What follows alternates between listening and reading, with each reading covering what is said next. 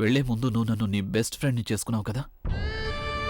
కానీ నువ్వు వెళ్ళిన తర్వాత నేను ఈ డైరీని నా బెస్ట్ ఫ్రెండ్గా చేసుకున్నాను. దీనిలో నేను నా ఫీలింగ్స్ అన్నింటినీ షేర్ చేసుకున్నాను. నీ గురించి నేను ఎంతగా ఆలోచించాను, ఎంతగా గుర్తు చేసుకున్నాను, ఎంత మిస్ అయ్యాను అవన్నీ నేను ఇందులో రాసుంచాను. కానీ ఎందుకు నిన్ను ఇలా చూడ్డానికేనా? ఎవరికైతే ఒకప్పుడు నా డబ్బుతో ఏమాత్రం అవసరం లేదు, ఈరోజు కేవలం తనకి నా డబ్బు మాత్రమే కావాల్సొచ్చింది. నేను అసలు ఇదంతా చూడ్డానికేనా నీకోసం ఇన్ని రోజులు ఎదురు చూసింది?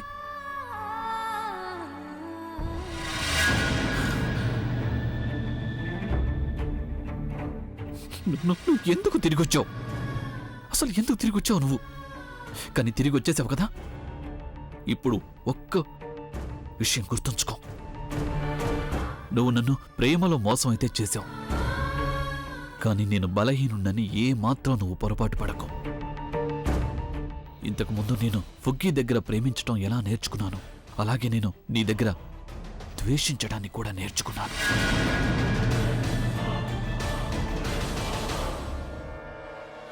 ఏ కథ అయితే మన ప్రేమతో మొదలయ్యిందో అది ద్వేషంతో అంతం అవుతుంది. ఇప్పుడు నా ద్వేషం నా ప్రేమ కన్నా ఎన్నో రెట్లు ఎక్కువ.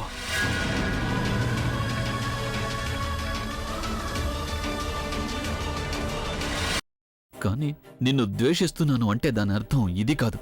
నేను నా ఫుగ్గిని ప్రేమించడం లేదు అని కాదు. నేను తనని ఎప్పటికీ మర్చిపోను. నా దృష్టిలో ఈ డబ్బుకి అసలు ఏమాత్రం విలువ లేదు. నా దృష్టిలో ప్రేమే సర్వస్వం. ఒకవేళ నా ఫుగ్గి గనక నన్ను అడిగుంటే ఇదంతా నా పేరు మీద రాసివ్వు అని నేను ఎంతో సంతోషంగా ఇదంతా తన పేరు మీద రాసిచ్చేవాణ్ణి. కానీ ఇప్పుడు కాదు. నేను నీతో ఛాలెంజ్ చేస్తున్నాను. మోసం చేసి నువ్వు ఏదైతే నీ పేరు మీద రాయించుకున్నావో దానిని నీ దగ్గర అలాగే పెట్టుకుని చూపించు. ఎందుకంటే ఇప్పుడు నేను నీకు కేవలం ద్వేషం ఇంకా కష్టాన్నే ఇస్తాను. నీ మీద ఇప్పుడు నేను కేవలం పగ మాత్రమే తీర్చుకుంటాను. నువ్వు నా నుంచి నా డబ్బు మాత్రమే కాదు, నా ప్రేమని అలాగే నా ఫుగ్గీని దూరం చేశావు. అందుకని నేను నీకు ఇప్పుడు నీ మొత్తం ప్రపంచాన్ని దూరం చేస్తాను. ఒకవేళ నేను నిన్ను నాశనం చేయలేదు అంటే అప్పుడు నా పేరు అభిషేక్ ద రాక్ స్టార్ కానే కాదు.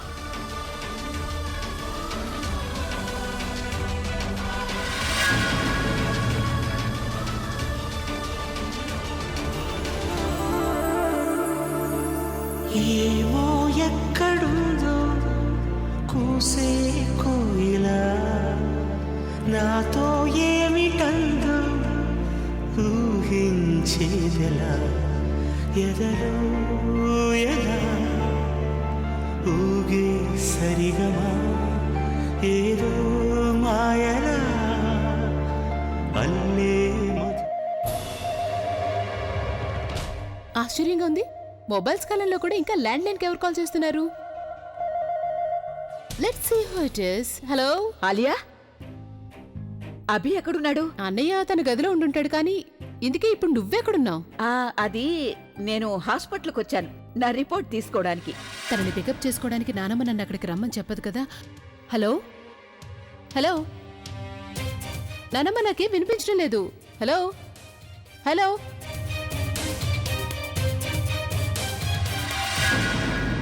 ఇప్పుడు ఎవరు ఫోన్ ఎత్తితే వాళ్ళే నానమ్మని తీసుకురావాలి. డోంట్ వెరీ, ఆవిడ బానే ఉన్నారు. ఆవిడకి త్వరలోనే స్పృహ వస్తుంది.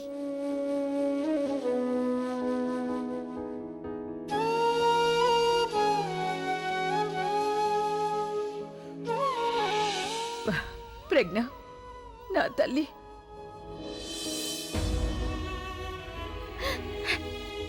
ఒక్కసారి నువ్వు స్పృహలోకి రామ్మా. తర్వాత మనిద్దరం కలిసి ఏదో ఒక దారి తప్పకుండా వెతుకుదావు. నిన్నింటికి తీసుకెళ్ళడానికి నా అభికి భార్య అయ్యే దారిని వెతుకుతాం ప్రజ్ఞ.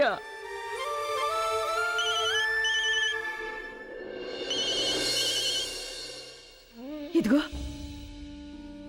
అభి ఫోన్ చేస్తున్నాడు. అమ్మమ్మ,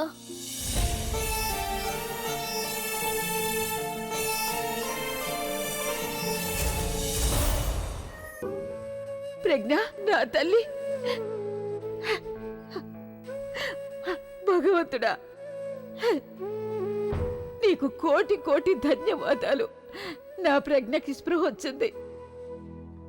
నీకు తెలుసా ప్రజ్ఞ, నిన్నీ పరిస్థితిలో చూసి నా పరిస్థితి ఎలా అయిపోయిందో. నువ్వు స్పృహలో లేనప్పుడు నా ప్రాణం పోయినంత పని అయింది. కానీ ఇప్పుడు నువ్వు స్పృహలోకి వచ్చేసావు కదా, ఇక అంతా సర్దుకుంటుంది. అరే వద్దు, నువ్వు లేవద్దు. నువ్విప్పుడు లేవకు, విశ్రాంతి తీసుకోవాలి. నీకేం కావాలి నాకు చెప్పమ్మా. నీళ్లు కావాలా? నువ్వు జాగ్రత్త, పడుకోమ్మా. నేను నీకు నీళ్లు తాగిస్తాను. నా బంగారు తల్లి, నీళ్లు తాగమ్మా ప్రజ్ఞ, నీళ్లు తాగు తల్లి.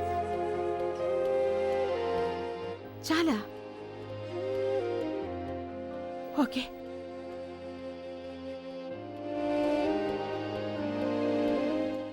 అమ్మా, అసలు నీకు ఈ యాక్సిడెంట్ ఎలా జరిగింది తల్లి? ఆ సమయంలో నీతో పాటు ఎవరూ లేరమ్మా.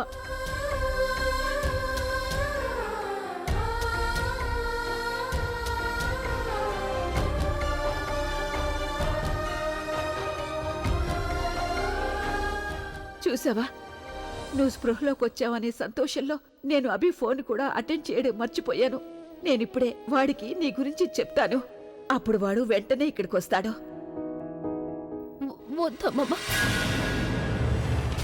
మీరు ఆయనకేమి చెప్పకండి. ఎందుకు ఎందుకు వాడికి చెప్పద్దు? అంతమైపోయిందమ్మమ్మ. ఇక ఇప్పుడు చేయడానికి ఏమీ లేదు. ఏడవకు. అందరూ మోసం చేస్తున్నారు అమ్మమ్మ. ఎవరు మంచి వాళ్ళు కాదు అమ్మమ్మ. అది ఆలియా ఇంకా తను అందరూ అబద్ధాలు చెప్తున్నారు. అవును, నాకు తెలుసు. అభికి బిడ్డ గురించి నిజం తెలీదు. కానీ నీకు తెలుసు కదా అభి నన్ను ఎంతగా ప్రేమిస్తున్నాడని. మేమిద్దరం పెళ్లి చేసుకోబోతున్నాం. మరి ఇప్పుడు ఈ బిడ్డ నీదైతే ఏంటి, అభిదైతే ఏంటి?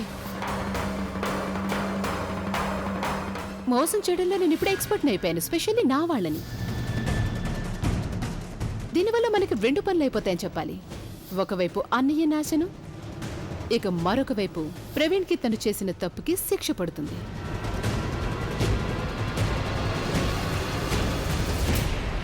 చాలా మంచిదైంది. నీకు తను గురించి నిజం తెలిసిపోయింది.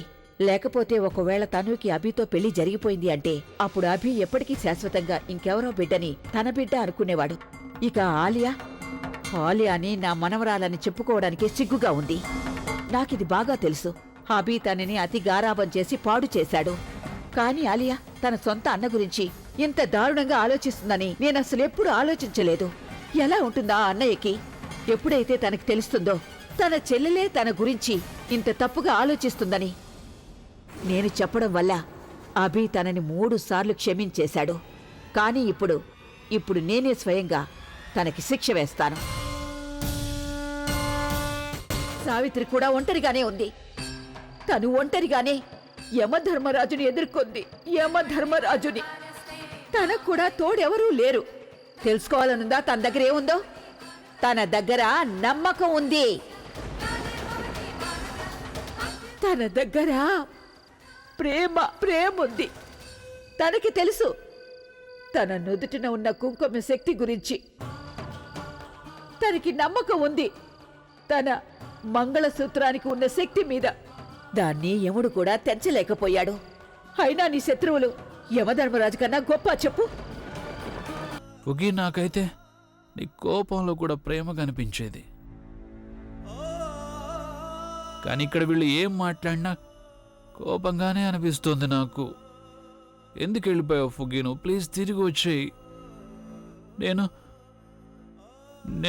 నువ్వు లేకుండా ఎలా బతకగలను ఫుగీ?